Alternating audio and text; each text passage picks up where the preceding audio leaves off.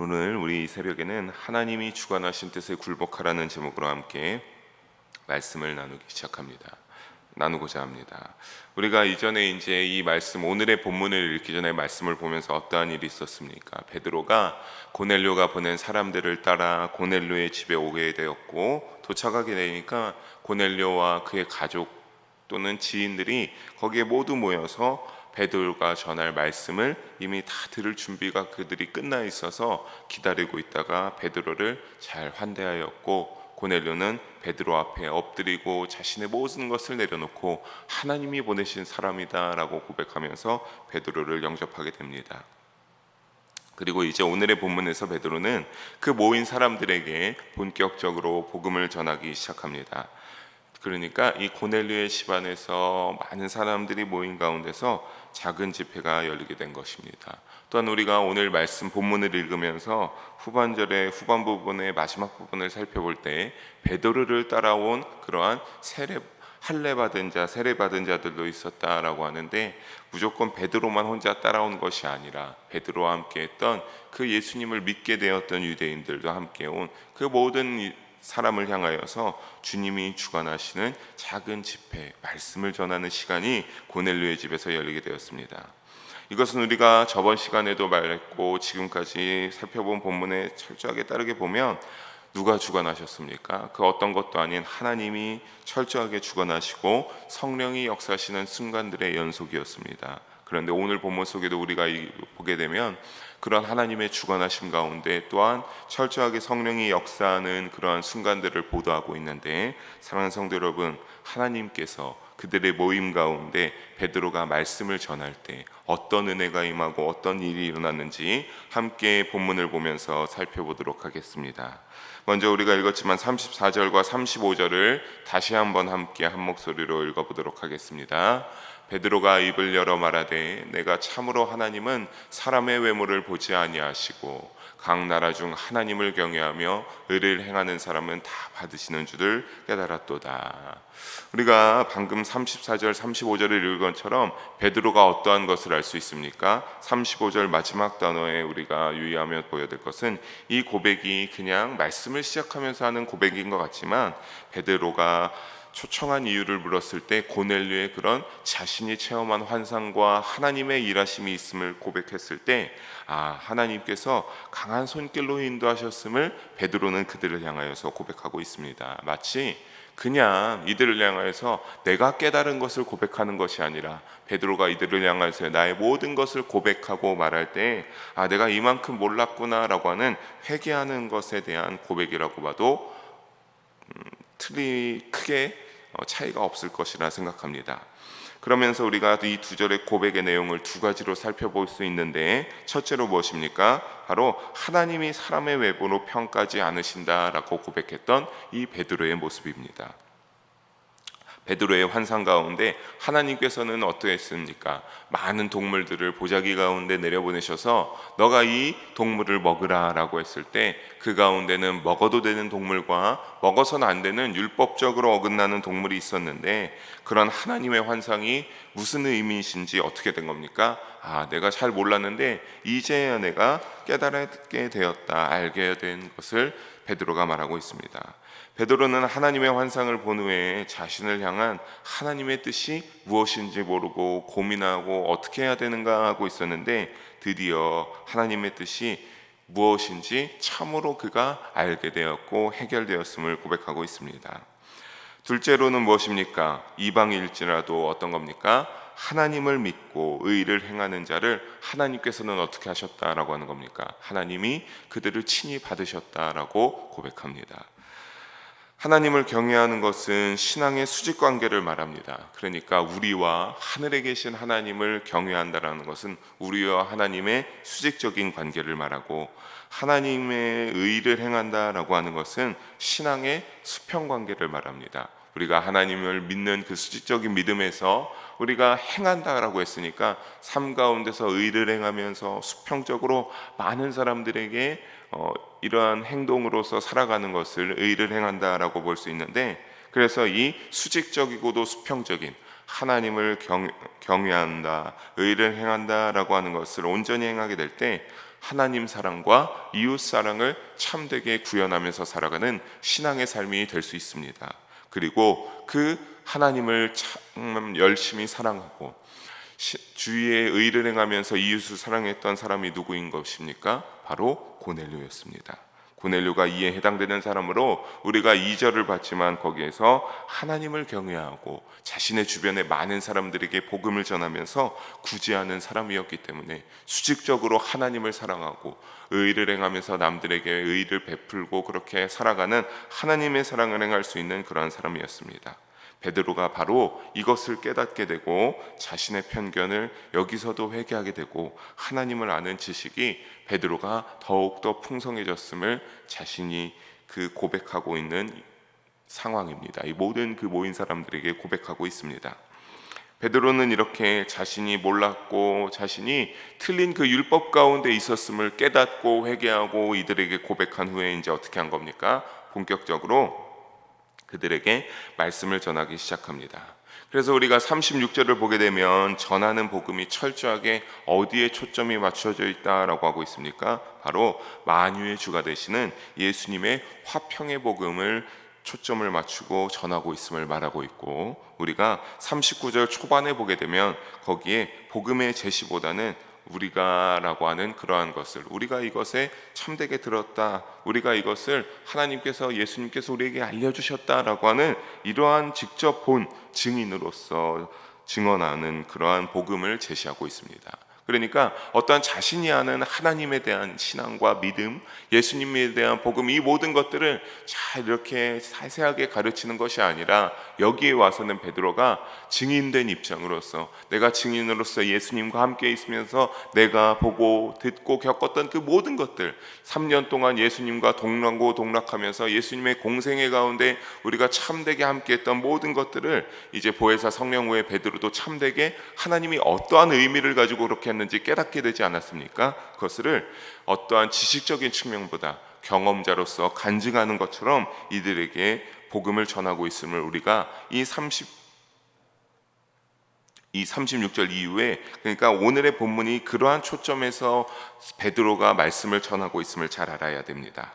그래서 우리가 본문으로 돌아와서 다시 37절부터 보게 되면 이 복음은 37절의 세례 요한이 언제부터 시작되었음을 말합니까? 예수님에게 세례를 베풀고 메시아의 심을 선포하고 갈릴리에서 공생애를 시작하면서 어떻게 되었다? 온 유대에 두루 전파되었으며, 38절에 하나님께서 예수님에게 성령과 능력을 아주 기름을 붓듯이 크게 부어주셔서 마귀와 귀신의 권세 있는 자들을 고치시며 병든 자들을 모두 고치시는 능력을 예수님은 행하셨다라고 베드로는 그들을 향하여서 말하였습니다. 우리가 그래서 쭉 계속이어서 보게 되면 베드로는 이와 같이 말하고 39절에서 40절을 읽어보면 이와 같이 증언했습니다. 우리 39절과 40절을 함께 다시 한번 읽어봅니다. 우리는 유대인의 땅과 예루살렘에서 그가 행하신 모든 일의 증인이라. 그를 그들이 나무에 달아 죽였으나 하나님이 사흘 만에 다시 살리사 나타내시되. 아멘. 우리가 39절을 초반은 본 것처럼 이제 유대인의 땅과 예루살렘에서 그가 행하신 모든 일의 증인이다. 그러니까 이러한 측면에서 우리가 직접 본 내가 다 여기를 보고 여기서 우리들, 또 뒤에서 우리라는 표현은 다 예수님의 제자들을 말하는데 더 자세하게 재계시하겠지만 어쨌든 이것을 말하면서 39절 후반과 40절까지 보게 되면 가장 중요한 십자가에 달려 죽임당하시고 사흘 만에 부활하신 그 우리의 복음의 핵심을 베드로는 선포하게 됩니다. 베드로는 늘 복음을 전할 때 보면 이 부분을 빼놓지 않습니다. 예수님이 죽으셨다, 우리의 죄를 대신하여 죽으셨다, 이것은 필연적이었던 것이며 예수님이 그렇게 하심으로 우리를 죄악 가운데서 구원하실 수 있는 반드시 감당하셔야만 했던 일이다, 그래서 중요하다라고 이 부분을 빼놓지 않고 전합니다. 왜냐하면 예수님의 이 부활이 없었다면 지금 우리가 구원을 얻을 수 있는 길은 존재하지 않았을 것이며, 예수님의 죽음이 어떤 것이 되어버립니까? 그냥 헛되어버리는, 단지 한 사람이 그렇게 형을 집행받아 죽은 것에 끝나버리기 때문입니다. 사랑하는 성도 여러분, 예수님의 십자가 보혈로 죄에서 벗어나 하나님과 화평케 될 수 있음을 잊지 않는 우리의 믿음을 소유하기를 바랍니다. 이 변함없는 믿음을 소유하는 우리 모든 성도님들 되셔서 이 믿음에 따라 또한 행하는 신앙의 여정이 되시기를 주님의 이름으로 간절히 축원합니다. 그래서 베드로와 같이 우리 역시 증인의 삶을 잘 살아갈 수 있는 나그네 여정이 되기를 다시 한번 주님의 이름으로 축원하며 소망합니다. 우리가 본문으로 돌아와서 이제 41절을 함께 한 목소리로 다시 읽어보도록 하겠습니다. 41절입니다. 모든 백성에게 하신 것이 아니요 오직 미리 택하신 증인.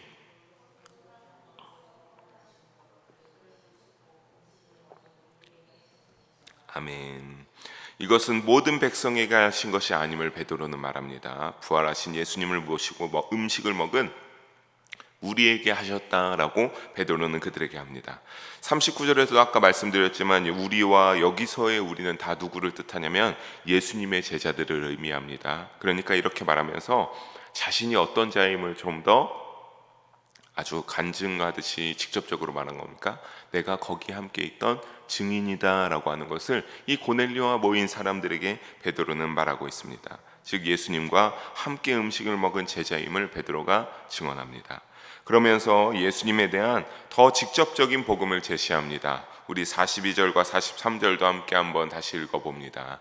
우리에게 명하사 백성에게 전도하되 하나님이 살아있는 자와 죽은 자의 재판장으로 정하신 자가 곧 이 사람인 것을 증언하게 하셨고 그에 대하여 모든 선지자도 증언하되 그를 믿는 사람들이 다 그의 이름을 힘입어 죄사함을 받는다 하였느니라. 아멘. 사랑하는 성도 여러분, 예수님이 어떠하신 분이라고 고넬료와 모인 사람들에게 말하고 있습니까? 바로 하나님이 다시 재판장으로 보내셔서 살아있는 자와 죽은 자를 심판하실 분이 누구시다? 바로 예수님임을 베드로는 말합니다. 그럴 분이시며 죽은 자들을 살아있는 자를 구분하는 심판하실 분이시며 예수님을 믿는 자만이 예수님의 이름을 힘입어 죄사함을 받는다는 사실이 우리의 사명이며 또 모든 선지자도 그렇게 증언했다라고 말합니다. 사는 성도 여러분, 이것이 우리도 오늘의 우리에게 주시는 말씀으로 잘 새겨들으면서 우리의 마음 가운데 새겨야 될 줄로 믿습니다. 사랑하는 성도 여러분, 베드로는 그저 자기가 경험한 대로 그런데 이대로 그냥 사실을 말했을 뿐입니다. 그러나 여기에는 놀라운 복음의 권세가 있습니다. 우리 44절을 보면서 어떤 권세가 그냥 그렇게 베드로가 임했는데 일어났는지 44절을 보면은 어떻게 했습니까? 베드로가 그냥 그렇게 말을만 했을 뿐인데 그 말을 듣는 즉시 고넬료와 모인 모든 사람에게 어떻게 되었습니까? 성령이 충만하게 임하였다라고 하는 겁니다.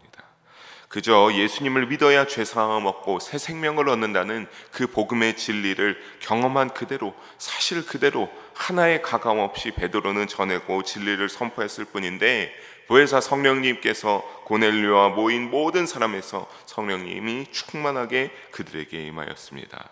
오순절에 모여 기도하다가 성령을 받은 제자들에게는 어땠습니까? 그들이 열심히 기도하는 중에 그들에게 성령님께서 충만하게 임하셨습니다. 그런데 오늘 이방인들 고넬료와 이 사람들에게는 어떻게 했습니까? 그저 그들이 말씀을 듣다가 그들에게 성령이 임하게 된 모습을 우리가 함께 생각하면서 살펴볼 수 있습니다. 사랑하는 성도 여러분, 그렇다면 우리가 여기서 알 수 있는 것은 무엇입니까? 우리도 역시 오늘날을 살아가면서 예수님이 우리에게 동일하게 약속하신 그 성령을 우리가 충만하게 받고자 한다면 어디와 어디에 힘써야 된다라고 하는 겁니까? 하나님의 말씀과 기도하는 일에 힘써야 될 줄로 믿습니다. 단순히 그냥 그런 것이 아니라 우리 다 말씀 묵상에 힘쓰며 그 말씀에 받은 은혜로 기도에 힘쓰면서 나아갈 때 반드시 우리에게도 성령이 충만하게 임하여서 우리의 내면 가운데 보혜사 성령께서 역사하신다는 사실입니다. 말씀과 기도에 노력하는 저와 우리 모든 영의 성도님들 되시기를 주님의 이름으로 소망합니다. 45절과 46절의 이 모습을 보고 베드로와 함께 온 할례 받은 신자들이 어떻게 합니까? 참으로 놀라게 됩니다.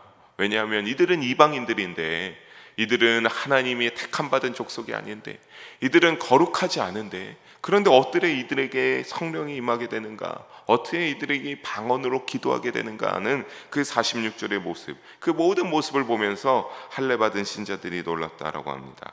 할례 받은 자라는 것은 무엇입니까? 베드로를 따라 예수님을 알게 된, 예수님을 믿게 된 유대인들을 말합니다.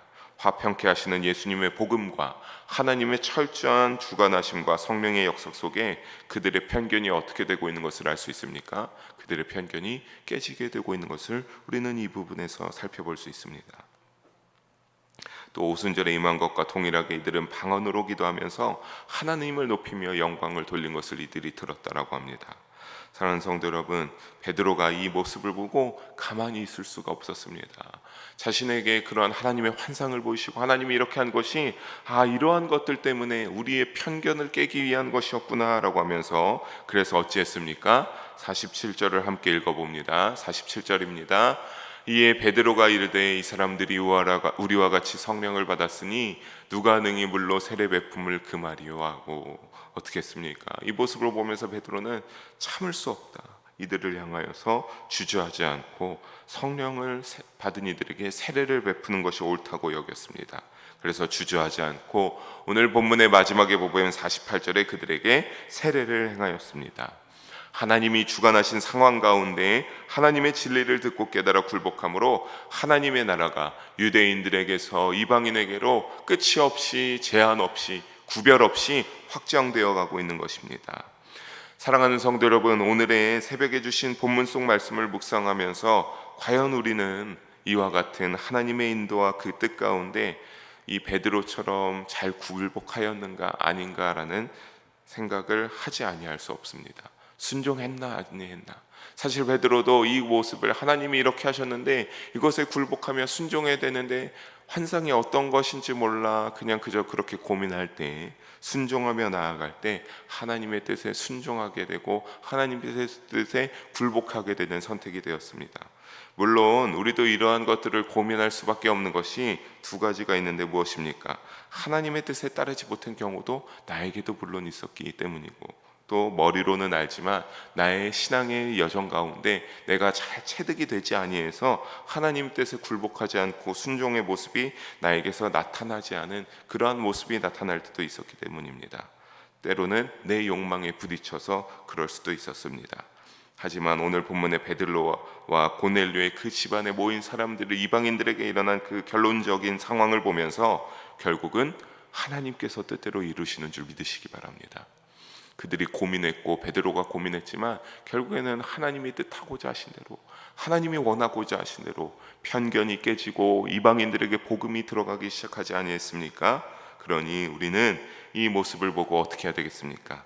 하나님의 마음을 이해하고 그 뜻에 굴복할 수 있는 저와 우리 성도님들 되기를 바랍니다. 그래서 주님의 뜻에 거부하지 않고 굴복하여서 순종의 모습으로 나아갈 수 있기를, 그런 우리가 모두가 될 수 있기를 바랍니다.